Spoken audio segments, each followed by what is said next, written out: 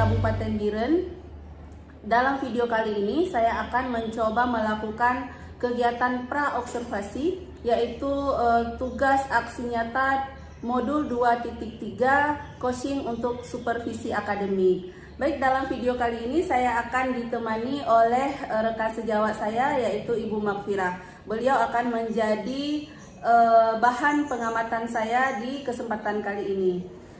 Baik, langsung saja kita lakukan kegiatan pra-observasi. Assalamualaikum Ibu Fira, apa kabar hari ini? Waalaikumsalam Bu Fatia, alhamdulillah kabarnya sehat, semangat dan luar biasa ya Bu Fatia. Nah, luar biasa ya.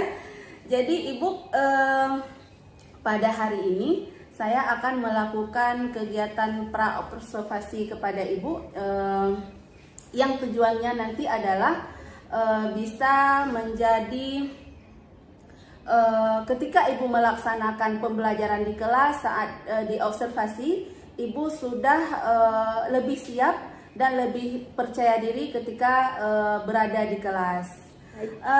Baik Ibu, di sini kita akan coba membahas tentang apa saja yang nantinya akan menjadi bahan observasi ya Bu. Nah, beberapa pertanyaan yang ingin saya tanyakan kepada Ibu. Yang pertama sekali yaitu mengenai tujuan pembelajaran. Nah, di sini tujuan pembelajaran apa yang ingin Ibu terapkan di kelas nantinya? Baik, terima kasih Bu Fatia atas pertanyaannya. Karena ini masih semester ganjil, jadi saya juga mengajar di kelas 10. Itu ada teks laporan hasil observasi. Nah, tujuan saya yang ingin digapai oleh siswa adalah siswa itu mampu menyusun teks laporan hasil observasi berdasarkan hasil pengamatan mereka yang ada di lingkungan sekolah. Begitu Bu Fat. Berarti tujuan yang ingin dicapai itu siswa mampu mengobservasi objek yang ada di lingkungan sekolah, kemudian melaporkannya dalam bentuk yang mereka inginkan. Oke, baik. Nah, kemudian arah pengembangan nantinya yang akan dikembangkan dari siswa-siswi ini seperti apa Ibu? Baik, terima kasih Bu Fatia atas pertanyaannya. Nah, arah dan tujuan yang ingin saya capai itu tentunya saya dengan memperkenalkan terlebih dahulu kepada siswa apa itu teks laporan hasil observasi, apa saja objek yang bisa mereka lihat dan mereka bisa nonton, kemudian bisa mereka laporkan dalam bentuk tulisannya. Nah, ini dekat-dekat saja sebenarnya yang ingin saya perkenalkan kepada siswa, tidak jauh-jauh harus ke luar negeri dan lain-lainnya. Objek yang ada di lingkungan sekolah pun, di kelas pun itu bisa menjadi objek yang mereka amati. Karena dengan demikian itu lebih dekat kepada siswa dan aware dan sangat terbuka lah buat siswa untuk bisa mengetahui, mengenal teks ini lebih dalam, dan itu benar-benar mereka bisa terapkan di dalam teks penulisannya. Ya, gitu. berarti untuk objeknya tidak ada kendala sama sekali ya Bu? Tidak ada ya, benar sekali. Baik Ibu, kemudian dalam melaksanakan proses pembelajaran nih, kan ada model pembelajaran. Nah, direncanakan untuk tujuan Ibu tadi, model pembelajaran apa yang akan Ibu digunakan di sini? Baik, terima kasih Bu Fat, karena ini adalah proyek yang dihasilkan siswa. Ya, tentunya kita menggunakan PJBL karena singkat dan langkahnya itu nanti akan ada di situ, karena hasil akhir yang diperoleh siswa adalah hasil kerja siswa dalam observasi tadi. Mereka mampu melaporkan apa yang mereka analisis dan mereka lihat, mereka amati dan laporkan dalam teks laporan hasil observasinya. Oke, dalam bentuk teks laporan hasil observasi. Baik Bu. Nah, kemudian kalau untuk strategi pembelajaran nih Bu, jadi kan siswa-siswi kita kan karakternya beda ya? Iya, kebutuhan belajarnya beda-beda, minatnya beda-beda. Nah, rencananya strategi pembelajaran apa nih yang akan digunakan nanti? Ya, terima kasih Bu Fatia. Sebenarnya ini sering juga kita lakukan meskipun tidak secara terperinci dan tidak tertulis di dalam RPP kita kah atau di dalam modul ajar kita kah. Nah, sebenarnya kan dalam situasi di kelas kita yang paling paham dan kita yang paling tahu bagaimana perkembangan peserta didik kita tersebut. Ada kalanya, nah salah satu dengan caranya adalah kita melihat diferensiasi siswanya. Dari mana Bu Fat kita tahu, seperti pengalaman saya yang saya amati di dalam kelas, siswa kita itu kadang-kadang minat dan cara belajarnya beda-beda. Beda-beda. Nah, ada yang ketika kita jelaskan dengan mendengarkan saja mereka Ya, sudah sudah memahami, ya kan? Ada yang memang ketika membaca teksnya saja kita cuma mengatakan ini halaman sekian coba dibaca, langsung mereka bisa mengambil kesimpulan dan mereka pahami gitu kan. Kemudian ada juga yang memang harus dengan praktik langsung, misalnya laporan hasil PASI itu bagaimana sih kita yang memberikan contoh terlebih dahulu atau mereka kita suruh maju dan mereka memahami sendiri. Nah, itu beda-beda. Jadi kita lihat kinestetik mereka, kemudian audiovisual mereka. Nah, ini juga menjadi salah satu cara saya membagikan siswa itu sesuai dengan minat dan karakteristik mereka di dalam pembelajaran agar mereka bisa menghasilkan laporan hasil observasi tadi dengan minat dan bakat mereka masing-masing. Oke. Nah, jadi kan strategi yang digunakan berarti pendekatan berdiferensiasi gitu ya, Bang? Benar sekali. Nah, untuk mengetahui gaya belajar siswa itu bagaimana caranya, Bu? Oke, ada beberapa hal sih ya kalau yang saya lakukan Bu Fat ya. Jadi Iya. saya kadang-kadang ketika melakukan pembelajaran di sekolah, di dalam kelas, ketika saya misalnya si A nih, udah saya jelaskan berulang kali, terus saya tanyakan kembali, kayaknya dia kurang paham. Nah, berarti saya memikirkan, oh berarti dia tidak bisa dengan secara mendengarkan. Nah, mungkin mereka bisa dengan cara menonton videonya, berarti ada audio visualnya. Iya. Kalau mereka sudah menonton seperti ini, saya tanyakan kembali, oh ternyata mereka lebih paham dengan cara ini. Nah, dari situlah saya karakter siswanya saya pilah-pilah kembali. Nah, kalau ini berarti bentuknya seperti audiovisual. Kalau yang ini misalnya ada juga yang harus siswa tertentu sudah kita jelaskan tidak paham, nonton videonya mendengarkan tidak paham. Nah, saya biasanya menyuruh mereka maju atau saya memberikan contoh dengan secara langsung gitu, Bu Fat. Jadi dengan apakah dengan kita ceritakan dengan bentuk aksi nyata kita, mereka baru paham, oh berarti seperti itulah bentuknya. Nah, hal ini yang membedakan sebenarnya kita juga bisa tanyakan dengan data sejawat kita. Misalnya Bu Fat, kita mengajar di kelas yang sama nih. Ada siswa ini, Bu Fat, kalau siswa ini bagusnya apa ya? Oh, sama saya juga seperti itu. Kalau misalnya kita jelaskan dia lebih cepat paham. Nah, jadi hal-hal seperti ini saya simpulkan sendiri ketika nanti di kelas pun saya bisa tahu bahwa siswa ini model gaya belajarnya seperti apa dan itu bisa diperkuat dengan informasi dari rekan sejawat dan ketika kita belajar di dalam kelas. Berarti berdasarkan pengamatan Ibu sendiri dan informasi dari guru-guru guru-guru lain yang mengajar di kelas tersebut. Ya, terima kasih Bu Fira. Nah, kemudian pertanyaan berikutnya nih.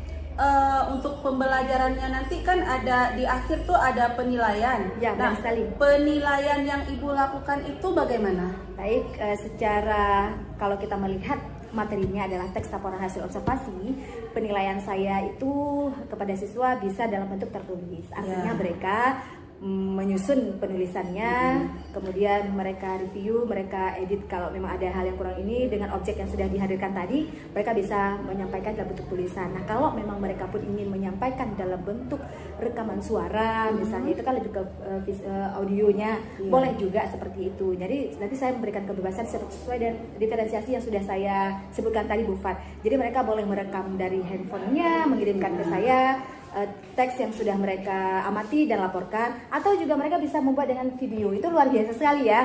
Misalnya mereka objeknya di mana mereka seperti presenter, jadi mereka sedang di mana, mereka melaporkan apa, dan ini juga bisa mereka hadirkan dalam bentuk laporan hasil observasinya kepada kita. Jadi itu yang saya nilai dari mereka. Jadi produknya itu bisa berbeda-beda. Iya, benar sekali Bu Fat. Oke, terima kasih Bu Fira.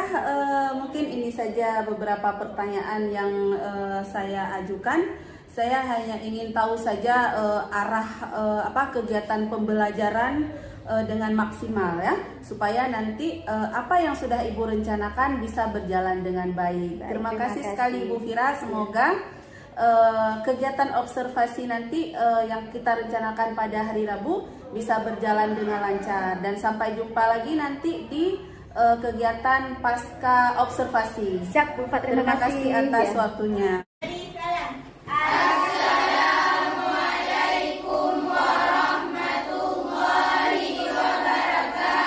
Waalaikumsalam warahmatullahi wabarakatuh. Duduk kembali.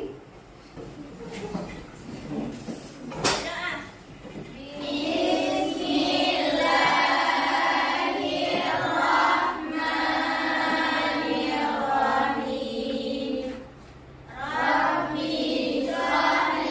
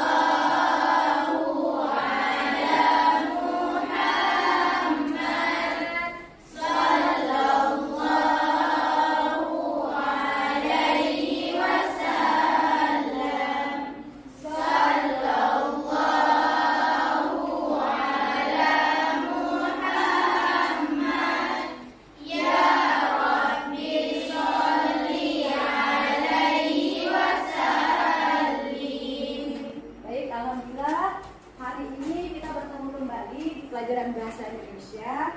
Gimana kabarnya semua anak ibu, sehat? Sehat. Alhamdulillah. Nah, ada belajar di rumah?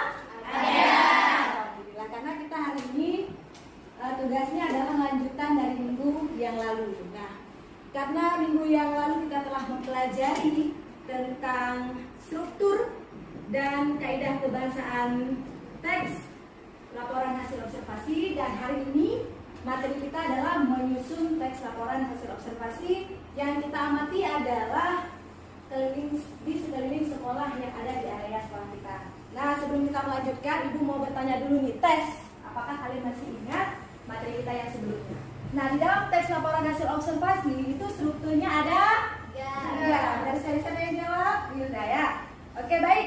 Ada 3 strukturnya. Yang pertama, Nazila? Struktur yang pertama dalam teks laporan hasil observasi apa? Masih ingat? Oke, Rizka?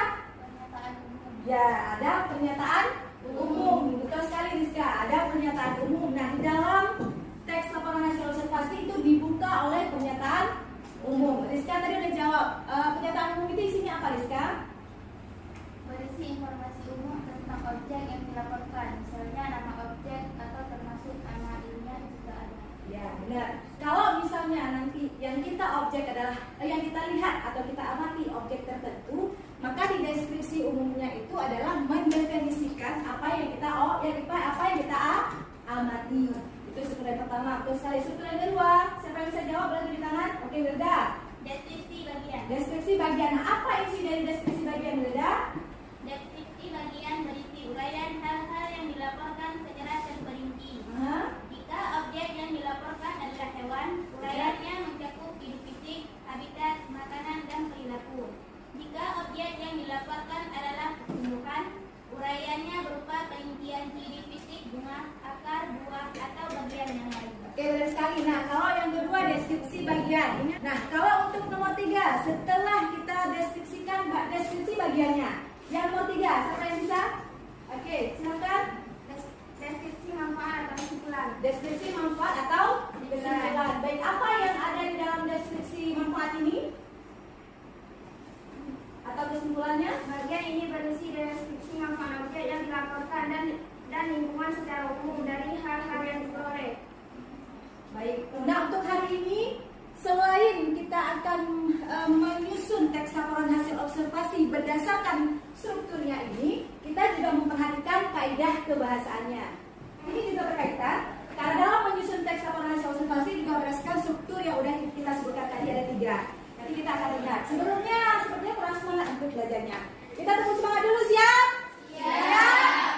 Oke, nanti kalau dibuka tangannya nanti harus serentak ya. Tepuk semangat. 1, 2, 3. Yeay, kita juga semangat. Nah, untuk apa ya? Kita akan bagi kelompok karena nanti kita akan mengobservasi lingkungan yang ada di sekolah kita.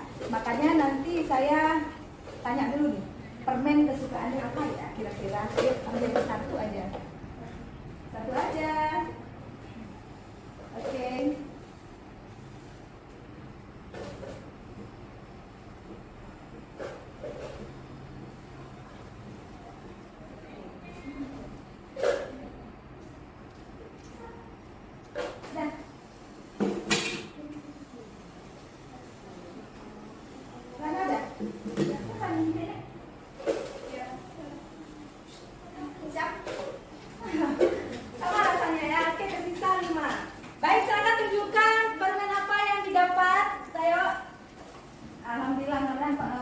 Permen favoritnya ya.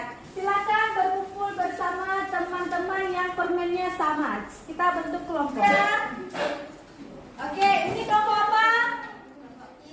Yes. Ini Tiko yang ujung. Baik. Berdasarkan hasil yang sudah kita sepakati kemarin, nanti kalian akan menyusun teks laporan hasil observasi. Nah, sebelum kita lanjut ke materi kita, mari kita dengarkan dulu pembahasannya di sini. Selamat siang semuanya.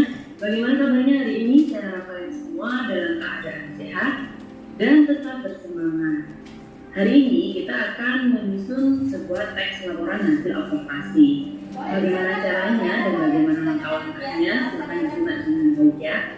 Sebelumnya, saya akan menyampaikan tujuan pembelajaran untuk materi hari ini, yaitu menyusun teks laporan hasil observasi sesuai dengan struktur dan kaidah bahasa berdasarkan pengamatan nyata.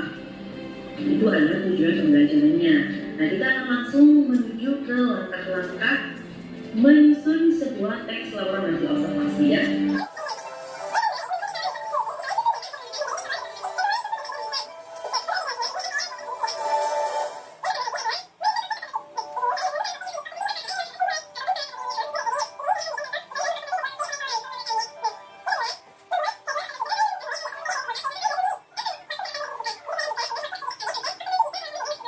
Ya, Rizka Putri. Oke, baik, sudah siap Ibu absensi. Nah, tadi sudah dibagi kelompok dan saya lihat dulu mana kelompok KIS.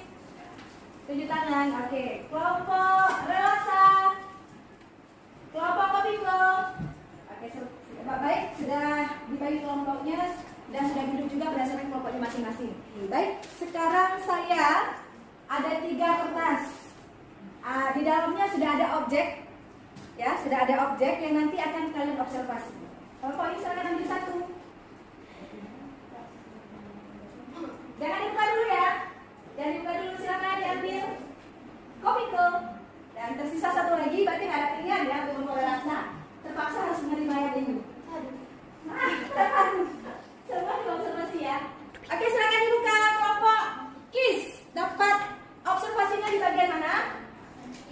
Kantin sekolah. Ya, untuk kelompok relaksa. Area parkiran. Area parkiran. Kelompok kopiko.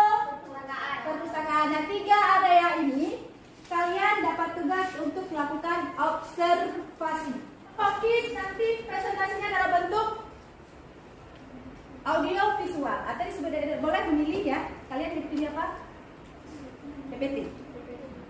Oke, ini PPT. Kalau kelompok kopiko nanti memilih dengan bentuk apa? Menulis di karton. Oke, menulis secara langsung di karton. Baik, bagus. Nanti presentasinya seperti itu. Kelompok relaksa.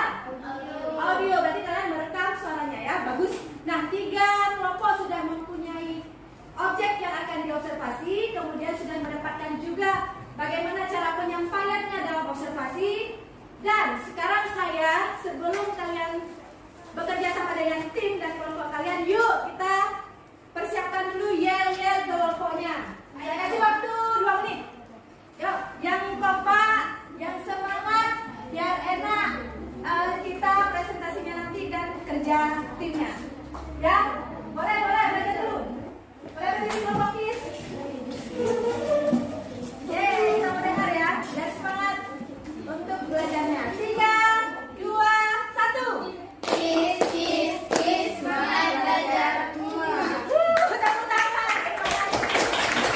Luar biasa ya, teman-teman. Relaksa. Yuk, silakan berdiri. Relaksa. Belajar. Sungguh-sungguh. Yeay. Tepuk tangan untuk kelompok relaksa. Yuk, Kopiko jangan lupa. Silakan berdiri. Silakan. Kopiko. Ngopi. Bikin happy. Yes, yes. Ya, silakan duduk. Terima kasih untuk kalian yang luar biasa dan langsung saja untuk kelompok KIS, ambilkan laptopnya di belakang biar kalian bisa buat PPT untuk tampilannya. Oke, untuk kelompok Kopiko silakan disiapkan karton dan juga nanti hasil observasinya akan dituliskan dan nanti akan didapatkan di papan tulis. Oke, dipersiapkan. Kelompok ini boleh menggunakan handphone. Ada bawaannya? Ada. Oke, coba Wilda. Oke, nah nanti di dalam informasi yang didapatkan di area apa tadi? Area parkiran nanti direkam dan akan kita dengarkan sama-sama presentasinya di depan. Silakan dimulai.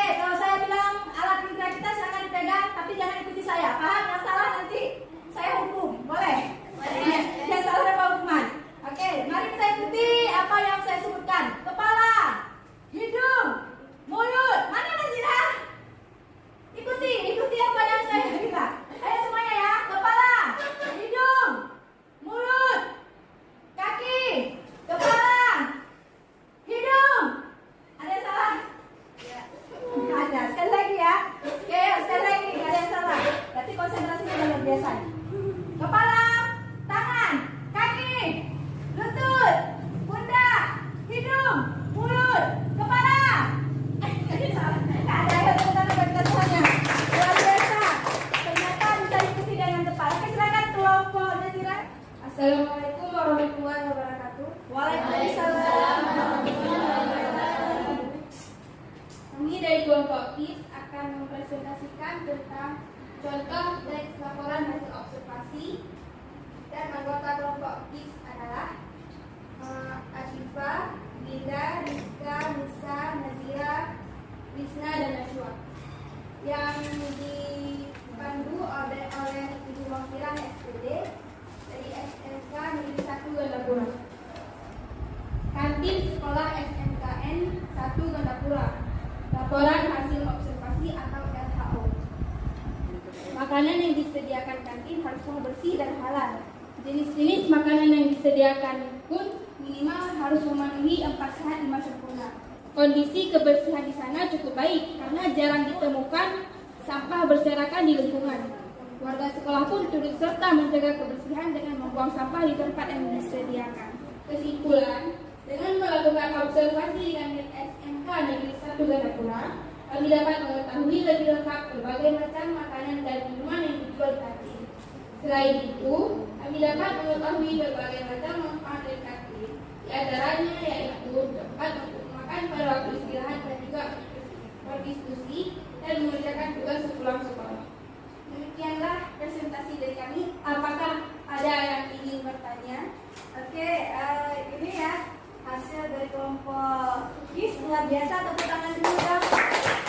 Yang bisa yang menghadirkan tugasnya ini berkat kerjasama ya.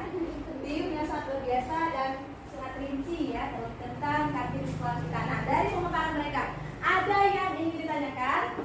Oke, dari kelompok anak saya, Wilda. Oke, silakan kita mau nanya apa, Wilda? Assalamualaikum warahmatullahi wabarakatuh. Waalaikumsalam. Kami dari kelompok Laksa ingin bertanya kepada kelompok KIS.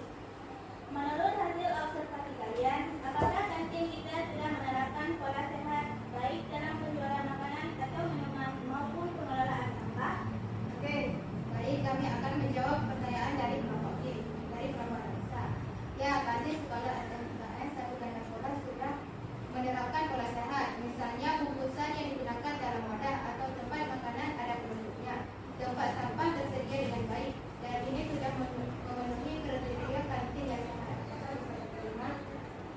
Oke, yuk, terima kasih untuk Wilda yang sudah tanya, dan terima kasih juga untuk siapa namanya? Hah? Oke, Nisa Umaira sudah mencoba menjawab dari pertanyaan Wilda. Bisa diterima? Ya. Ada lagi pertanyaan? Kalau tidak, silakan ditutup. Cukup sekian dari kelompok kami. Kelompok KIS mengundurkan diri. Assalamualaikum warahmatullahi wabarakatuh. Waalaikumsalam.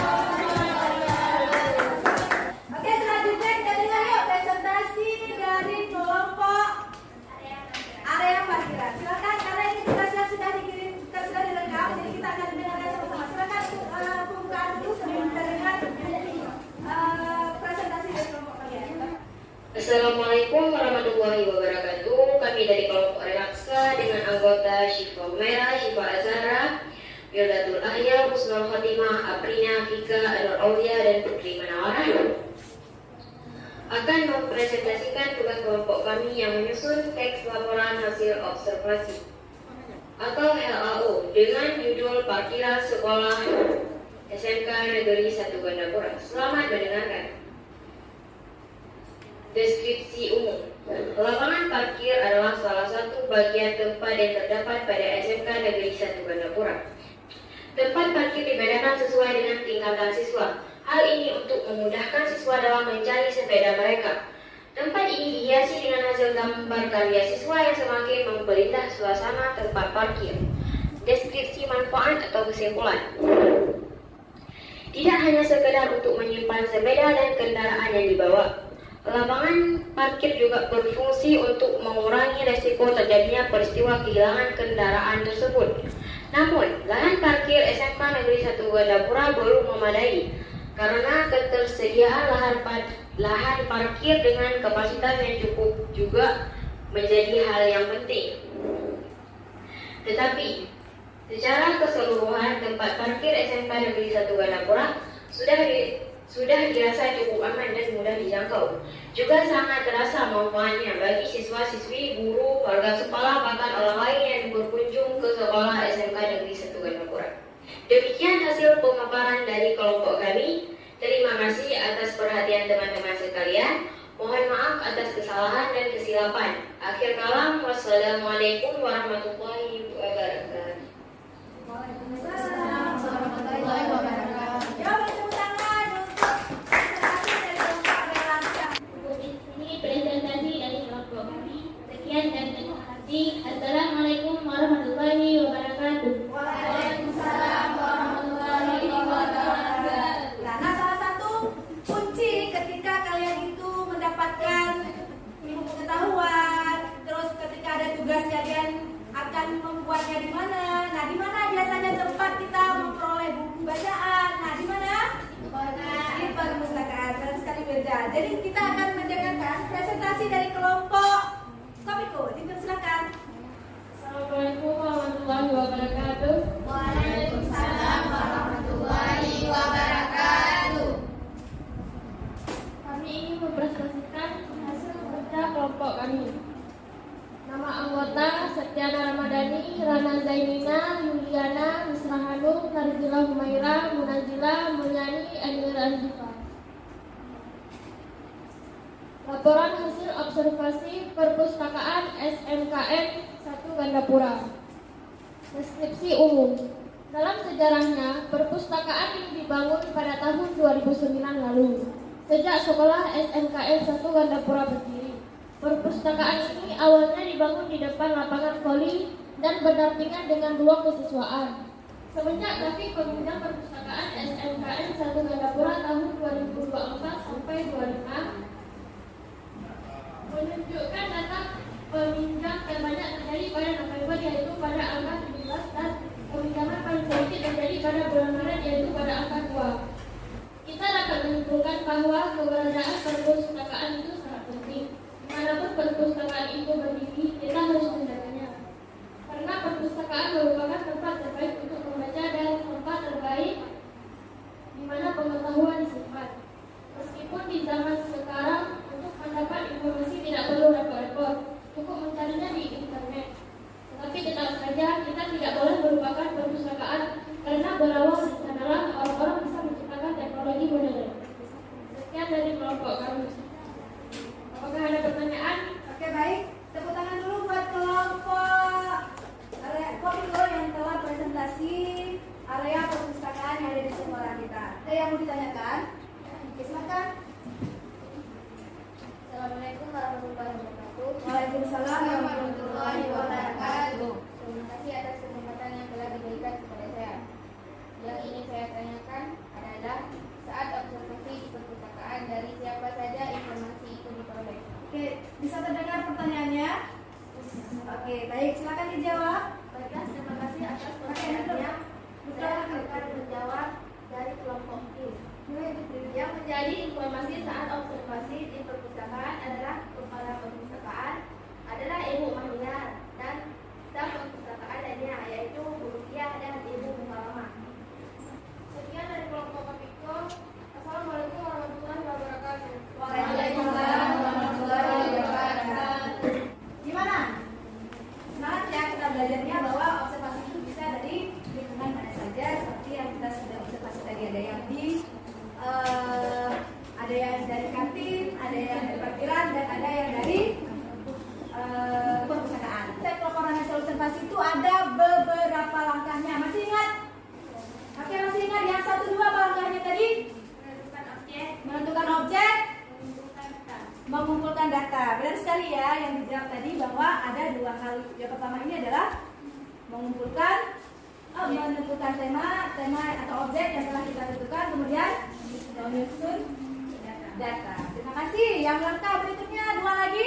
Menyusun data berdasarkan observasi Menyusun data berdasarkan observasi dan menulis teks WHO berdasarkan data yang terkumpul. dan menuliskan teks WHO berdasarkan data yang telah terkumpul tadi. Semua itu telah kita lakukan. Terima kasih untuk refleksi kita hari ini. Terima kasih juga, terima kasih atas pertemuannya. Jangan lupa belajar terus karena di pertemuan sekali lagi nanti kita akan ulangan. Karena ini adalah materi kita paling terakhir di dalam teks laporan hasil observasi. Boleh dibuat kembali sebelum kita pulang dan membersihkan kelas kita. Boleh kita atur duduknya semuanya kembali biar kita enak berdoanya. Yuk. Oke, baik. Sebelum kita pulang dan mengakhiri pembelajaran kita pada hari ini, sampai jumpa di minggu depan. Insya Allah minggu depan kita akan ulangan. Jadi mohon belajar yang sungguh-sungguh apa yang telah kita pelajari di dalam laporan hasil observasi ini. Baik dari pertemuan pertama sampai dengan latihan kita hari ini menyusun tes laporan hasil observasi. Baik, seperti biasa sebelum kita akhiri pembelajaran kita hari ini, mari kita berdoa agar pembelajaran kita hari ini berkah dan ilmunya juga menempel di kita ya. Jadi ingat terus sampai kalian ujian akhir semester nantinya. Berdoa, silakan dipimpin oleh Yuda.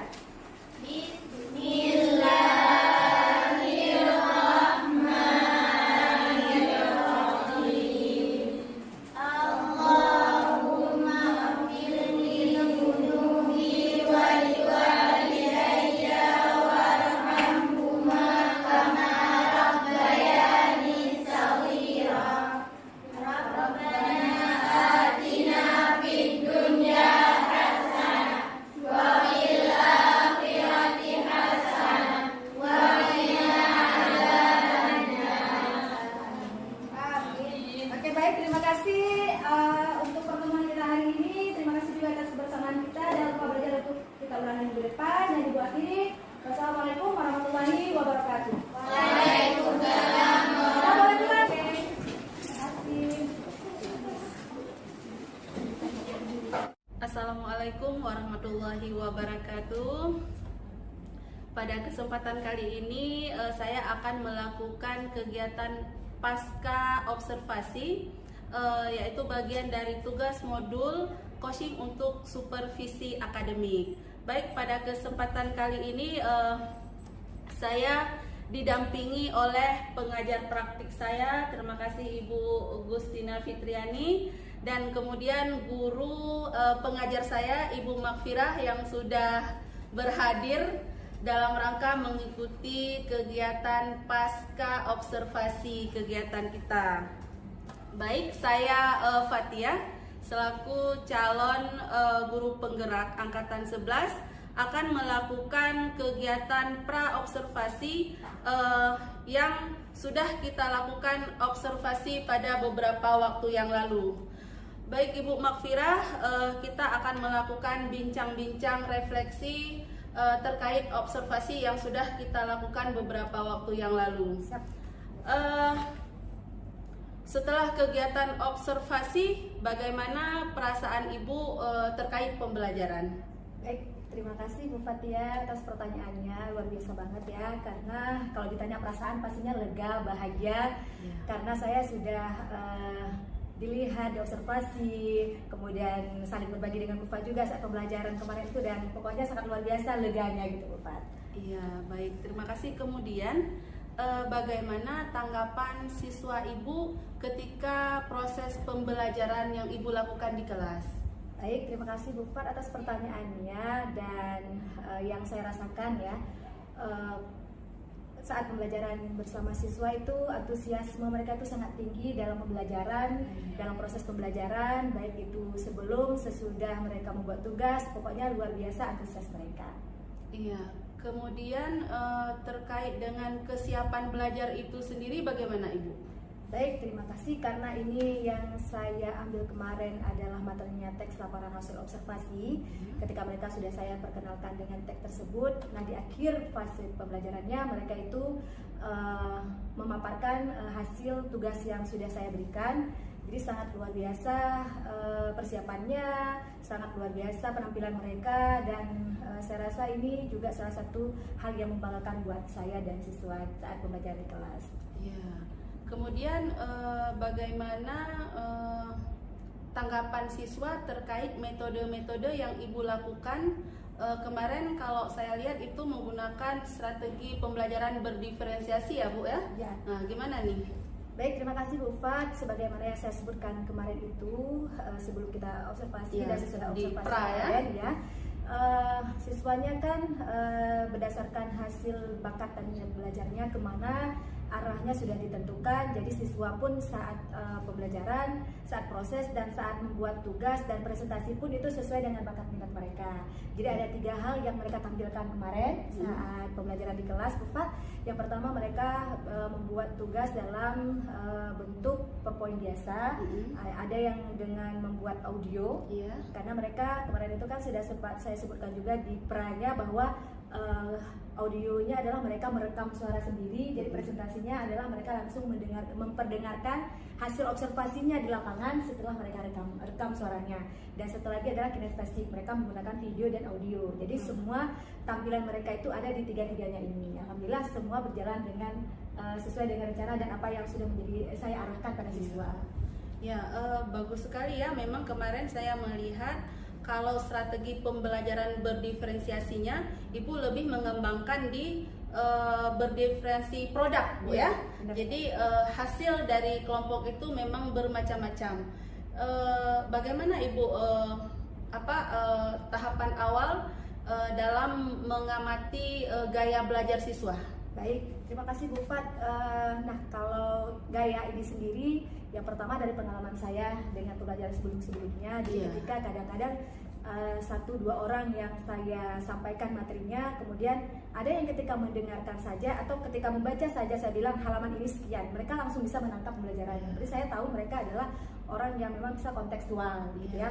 Kemudian ada juga ketika saya nanya sama si Fulan misalnya, jadi ketika dia tidak mendengar, baik itu mendengar suara yang dari video yang saya tayangkan atau lainnya, ketika dia dengar dia baru paham gitu. Jadi masuklah dia ke dalam bentuk audio. Nah, ada juga yang kinestetik, kadang-kadang harus bagaimana prosedur itu, Bu. Nah, kadang-kadang kita harus panggil dulu kawannya ke sini, buatkan dulu objek yang ada di depan mereka. Nah, mereka baru oh ternyata begitu ya, Bu. Nah, akhirnya dari pengalaman-pengalaman di kelas seperti itulah saya menyimpulkan bahwa gaya belajar mereka itu berbeda-beda. Kemudian saya juga, misalnya Bu Fat, kita kan mengajar satu kelas nih. Kadang-kadang saya juga sharing dengan teman sejawat, kalau si Fulan ini kalau sama saya sebegini, oh iya sama Bu. Nah, dari pengalaman berdasarkan itu, informasi ya, gitu ya. informasi dari kelas sejawat yang mengajar di kelas yang sama. Kemudian saya juga kadang-kadang berkonsultasi dengan wali kelas. Nah, dari hal itulah kadang-kadang timbul secara tidak sengaja kita sudah tahu gaya belajar siswa itu ke arah yang mana gitu, Bu. Berarti kalau saya lihat cara Ibu mengetahui gaya belajar siswa itu yang pertama dari informasi rekan sejawat dan wali kelas, yang kemudian yang kedua itu dari pengamatan Ibu sendiri sehari-hari di kelas gitu ya, Bu.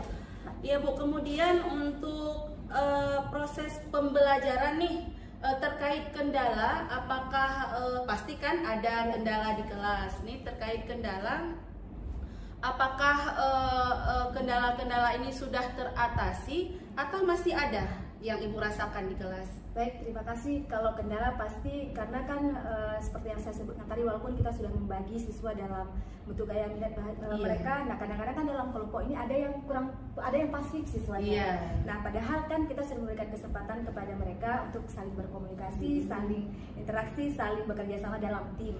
Nah, hal kadang-kadang ini menjadi kendala tersendiri buat saya, apakah yang saya sampaikan kepada siswa tersebut tersampaikan dengan baik. Karena terbukti kalau ketika penilaian tertulis yang masing-masing saya berikan itu agak berbeda mungkin nilainya. Nah, di sini mungkin nanti lebih ke pendekatan yang lebih lagi lah kepada siswa yang memang penilaian itu masih kurang. Tapi udah terdata kan siapa-siapa siswanya? Ada. Karena nanti kan kalau memang kita tidak remedial di kelas, pasti nanti secara mandiri atau secara terpisah nanti kita akan memberikan remedial kepada mereka. Iya, bagus sekali. Memang kemarin kan ada beberapa siswa yang saya perhatikan, apakah mungkin karena memang wataknya pendiam gitu ya, kurang aktif gitu. Baik, Bu, kira sudah kelompok. Oke, dari proses pembelajaran ke depan ini yang sudah Ibu alami. Nah, kan tadi kita temukan kendala, sudah ada pembelajaran dan metode-metode yang Ibu gunakan juga sudah bagus. Untuk kedepannya tindak lanjut yang ingin Ibu lakukan itu seperti apa? Baik, terima kasih Bu Fat. Sepertinya yang memang introspeksi diri kepada kita guru semestinya memang selalu kita lakukan di setiap pembelajaran. Nah, mungkin ada hal-hal yang memang perlu saya perbaiki. Yang pertama, mungkin memilih konten yang lebih menarik kepada siswa dengan memilih video-video yang memang ketika mereka nonton mereka lebih cepat memahami. Kemudian bervariatif lagi lah dalam media pembelajaran yang akan saya pilih. Kemudian kepada siswa juga ketika penilaian itu sendiri mungkin saya menunggu persiapan mereka dulu biar mereka pun siap untuk diuji kemampuannya baik itu secara tertulis, lisan maupun secara praktik dan proyek lainnya. Mungkin ini perlu saya kembangkan kembali agar nantinya pembelajaran di kelas tentunya akan semakin maksimal, Pak. Oh iya, terima kasih Bu. Kemudian nih sedikit lagi terkait tindak lanjut. Kalau untuk asesmen atau bentuk penilaian yang Ibu lakukan itu seperti apa, Bu? Baik, kalau asesmen sendiri saya kadang-kadang memilah atau memilih dulu materi yang cocok, yang materi yang ada, kemudian penilaiannya seperti apa asesmen di akhirnya. Ada kalanya saya memberikan tes tertulis saja cukup karena saya lihat pemahamannya sudah bagus. Ada kalanya ketika itu saya harus menanyakan lisan dari beberapa siswa untuk mengetahui, karena kadang-kadang apa yang mereka tuliskan itu saya takutnya mereka mencipla atau melihat temannya dan lainnya. Jadi ada keraguan saya ketika hampir sama-sama tugasnya. Jadi kadang-kadang saya panggil, saya tanyakan kembali apa yang dia tulis. Tapi alhamdulillah dia pahami, berarti dia benar-benar menulis sendiri. Nah, ini juga menjadi salah satu hal yang saya prioritaskan dan saya lakukan di kelas. Ya, bagus sekali itu ya. Kemudian perubahan apa yang dirasakan oleh siswa setelah Ibu gunakan metode-metode yang seperti yang tadi KSE, kemudian berdiferensiasi gitu? Baik, terima kasih Bu Fat. Sepertinya KSE maupun berdiferensiasi ini sebenarnya dari kurikulum manapun itu sudah memakai, kan? Cuman tahapannya mungkin tidak tertuang di dalam bentuknya atau tidak terlihat jelas, tidak terformat gitu ya. Tidak terformat. Tapi sebenarnya ini praktik-praktik pengajaran memang sudah dilakukan dari dulu. Nah, mungkin di sini aja perbedaannya. Yang selebihnya adalah kita sendiri yang mengontrol di kelas bagaimana bentuk KSE kita ke siswanya, pendekatannya seperti apa, dan diferensiasi yang kita lakukan kepada siswa sudahkah sesuai dengan bakat dan minat mereka. Nah, ini intinya adalah ketika kita mengalami di dalam kelas dan itu benar-benar dapat kita rasakan efek yang mereka dapatkan dan hasil yang mereka peroleh dari pembelajaran kita. Iya, baik Bu Fira. Ini masih terkait dengan tindak lanjut. Apakah nanti metode-metode itu setelah observasi ini, apakah Ibu Fira masih menggunakannya atau Ibu Fira merasa cocok diganti nih? Seperti apa? Sebenarnya sih itu menurut saya sudah sangat cocok karena di sini pun siswa itu belajar sepertinya sudah di dunia mereka gitu dengan cara, dengan apa yang mereka minati, dan ketika mereka pun melakukan tugasnya, menerima pembelajarannya sepertinya seperti aware aja buat mereka, dan ini kayak dunianya lah gitu. Kita cuma memfasilitasi, kemudian kita hanya menekankan atau hanya bisa membimbing, mengarahkan lebih biar mereka itu lebih terfokus dengan gaya dan minat pembelajaran mereka. Oke, Bu Fira. Jadi dengan metode-metode menarik yang Ibu gunakan ini, mudah-mudahan bisa meningkatkan minat dan perkembangan siswa yang memang kita tahu bahwa pembelajaran harus berpusat pada siswa gitu ya Bu. Betul sekali Bu Farah. Iya. Baik, terima kasih Bu Fira. Demikianlah diskusi refleksi pada kesempatan hari ini. Terima kasih kepada Ibu Fira yang sudah menjadi guru pengajar saya di kegiatan ini. Kemudian terima kasih kepada Ibu Gustina Fitriani yang sudah menjadi pengamat yang membersamai kita pada hari ini. Assalamualaikum warahmatullahi wabarakatuh. Waalaikumsalam warahmatullahi wabarakatuh.